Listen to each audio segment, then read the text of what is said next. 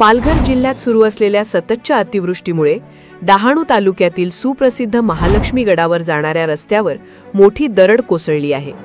दरड कोसळल्यामुळे गडावर जाण्याचा रस्ता अत्यंत धोकादायक बनला आहे। मिळालेल्या माहितीनुसार या घटनेत कोणतीही जीवितहानी झाली नसली तरी जवळपास 3 ते 4 दुकाने ढिगाऱ्याखाली गेल्याची माहिती समोर आली आहे। या पार्श्वभूमीवर डहाणू पोलीस ठाण्याचे पोलीस निरीक्षक किरण पवार यांनी नागरिकांना आवाहन केले आहे की महालक्ष्मी माता मंदिर गडावर जाणारा रस्ता दरड कोसळल्याने अरुंद झाला आहे।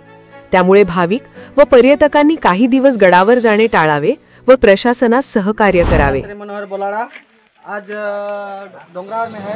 रात्री 12 वाजता दगड कोसळलेले आहे आणि बरीचशी दुकानवाल्याची नुकसान झालेले आहे। वालू घोसे, लत्ता घोसे आणि अमृत सालकर आणि विनोद घोसे यांची बरीचशी नुकसान झाले। दुकाने पण रातोरात गायब आणि जे कॉन्ट्रॅक्टरने काम घेतलेलं त्याचा शिलाफ होता तो अर्धवट टाकून पळालेला आहे। शासनाने त्याच्यावर कारवाई करावी आणि काम चालू करायला सांगावं।